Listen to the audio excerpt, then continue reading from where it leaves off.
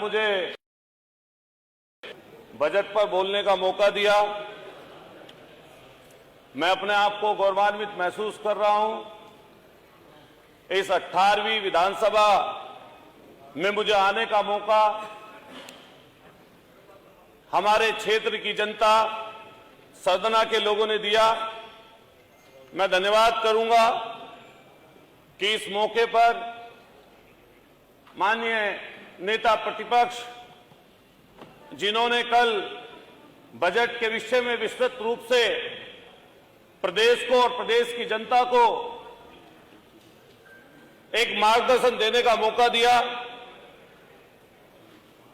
मैं अपने जो बजटीय भाषण है, उद्बोधन है और उस पर अपनी जो बात रखनी है, उससे पहले एक शेर सुनाना चाहता हूं। हुकूमत ने मासी ऐसी हेरा फेरी इस कदर की है, मासी का मतलब पैसों से है।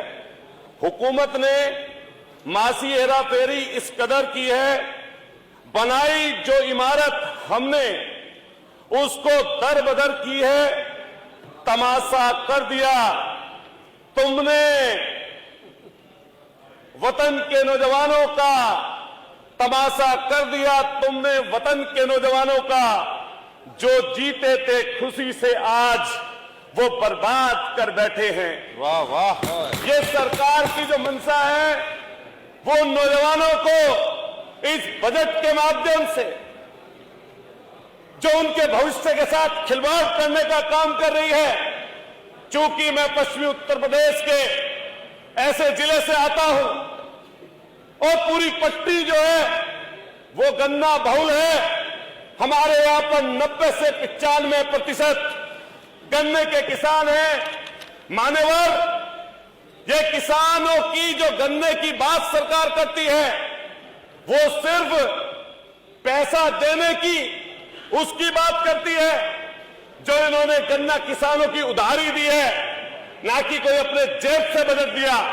लेकिन उसके बावजूद मुजफ्फरनगर, बागपत, सहारनपुर और हमारे अकेले मेरठ में 810 करोड़ रुपए, अकेले एक चीनी मिल है कॉलोनी जिसमें 439 करोड़ रुपए गन्ना किसानों का बकाया है। हमारे पूरे पश्चिमी उत्तर प्रदेश में गन्ना किसान के घर में जब पैसा आता है, जब उस किसान की बेटी की डोली उठती है, जब उस बच्चे की पढ़ाई का पैसा जाता है और उसी से ही वो व्यक्ति अपने घर की जरूरतों का काम करने की कोशिश करता है। लेकिन इस सरकार ने बजट में सिर्फ सरकारी चीनी मिलों की बात की है। अगर निजी चीनी मिलों की बात की जाए तो उसके लिए एक भी रुपया देने की बात नहीं की। मान्यवर, मैंने भाजपा के कई साथियों को सुना है राष्ट्रवादी। ये जो राष्ट्रवादी शब्द है, अगर लोहिया जी को किसी ने पढ़ा हो और माननीय नेता प्रतिपक्ष ने कहा था हिंदू बनाम हिंदू, लोहिया जी ने बात कही थी कि सत्ता का केंद्रीकरण होना जनता के लिए घातक है, इसका विकेंद्रीकरण होना चाहिए। सत्ता जब गरीब गुरबा किसान नौजवानों के बीच में पहुंचती है, अगर उन लोगों को मौका मिलता है तभी देश की खुशहाली आ सकती है। जब हम माननीय चौधरी चरण सिंह जी की पुण्यतिथि परसों मना रहे थे और पूरा देश बना रहा था, तो उन्हीं चौधरी चरण सिंह जी ने कहा था कि देश की तरक्की खेत और किसानों के गलियों से, मोहल्लों से, खेतों से होकर गुजरती है। अगर उन्हीं की बात ना हो तो मैं समझता हूं ये पूरा का पूरा बजट अधूरा है। मान्यवर, मौके बहुत सारे हैं, बातें कितनी सारी हैं, लेकिन मैं एक बात और कहना चाहूंगा रोजगार के ऊपर। मैं अपने सफाई कर्मचारियों का मुद्दा यहां पर उठाना चाहता हूं। अकेले मेरठ के नगर निगम में रोजगार की जहां बात की जाती है, सफाई कर्मचारियों के 3367 पद हैं। स्थायी नियुक्ति होनी चाहिए, लेकिन 695 मात्र पद उनको दिए गए वहां पर और बाकी सब खाली पड़े हुए हैं। इसके आगे निकलिए, एक उत्पाद एक जिले की बात की जाती है। मान्यवर, हमारा एक उत्पाद एक जिले की बात की जाती है। मेरठ जिला जहां कैंची के नाम से उत्पाद में लघु कुटीर उद्योग में जाना जाता था, कैंची के नाम से 1 रुपया बजट में उसकी बात नहीं की गई। इससे पहले 5 साल तक कोई काम उस पर नहीं किया गया। हमारा मेरठ स्पोर्ट्स में बड़ा नाम है, दूर दूर से लोग क्रिकेट का सामान, अन्य सामान लेने आते हैं, लेकिन स्पोर्ट्स के बारे में एक भी बात नहीं की गई। मान्यवर, ये बात करते हैं छात्रों की, नौजवानों की। मैं छात्र संघों का जिक्र यहां पर करना चाहता हूं। हमारे पत्रकार साथी भी गैलरी में है। छात्र संघ चुनाव से निकलकर खेत किसान गरीब का बेटा छात्र संघ चुनाव में भागीदारी लेकर राजनीति की मुख्य धारा से जुड़ा करता था, लेकिन इस सरकार ने उसको भी बर्बाद करने का काम कर दिया।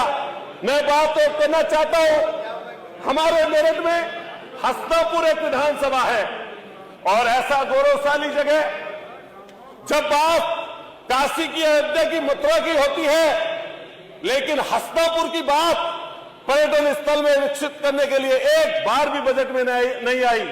कौरव पांडवों की जहां पर रिहायश थी, जहां पर बड़ी बड़ी इमारतें हुआ करती थी, 5000 साल दूर, हस्तापुर के बजट के लिए कोई भी स्पेशल पैकेज देने का काम नहीं किया।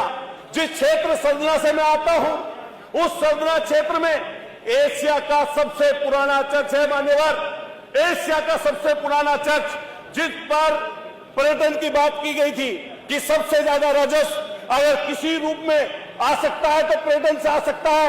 मैं सरकार के लोगों का ध्यान केंद्रित करना चाहता हूं, उस सबसे पुराने एशिया के चर्च पर आज तक स्ट्रीट लाइट तक इस सरकार ने लगवाने का काम नहीं किया और आज तक उसके लिए एक पैसा निर्गत नहीं किया गया।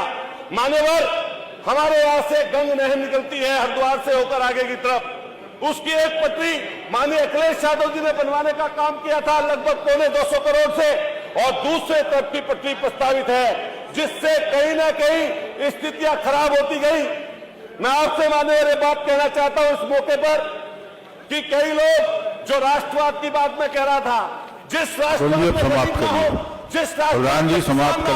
जिस राष्ट्रवाद में शोषित ना हो, जिस राष्ट्रवाद में रोजगार के ऊपर चर्चा ना हो, बात करते हैं बाबा साहब की, बाबा साहब भीमराव अम्बेडकर की। हम अपने साथियों से पूछना चाहते हैं कि अपने पूरे बजट में जो पूरे बजट की योजनाएं हैं, क्या इस बजट में बाबा साहब भीमराव अम्बेडकर जी के ऊपर भी क्या आपने किसी तरह की कोई योजना रखी है? क्या एक भी योजना रखी है? हमारे साथी बोल रहे थे बाबा साहब की बात, हमारे जो लोग बोल रहे थे, हम उनसे पूछना चाहते हैं, जब सब आपकी बात आ गई, आपको 2 मिनट का ज्यादा समय मिला, इंटरनेट बंद हो गया बोला था। मान्यवर, मैं आपसे कहना चाहता हूं सरकार को, ये बात बाबा साहब भीमराव अम्बेडकर की करते हैं और सारी की सारी चीजों को निजीकरण में धकेले जा रहे हैं। अगर सारी की सारी नौकरियां निजी क्षेत्र में चली जाएंगी तो आरक्षण कहां से बचेगा? और आप पिछली सरकार की चर्चा कई बार करते हैं और पिछली श्री राजेश चौधरी जी अपना शुरू करें। चलिए अतुल जी, आपका समाप्त हो गया। आपसे कहना चाहता हूं, अब नहीं लिखा जाएगा की बात पर करते हैं, आप शुरू करिए राजेश जी। आदरणीय अधिष्ठाता जी, मैं यहाँ पर उत्तर प्रदेश सरकार में आदरणीय वित्त मंत्री जी द्वारा विधानसभा के पटल पर जो बजट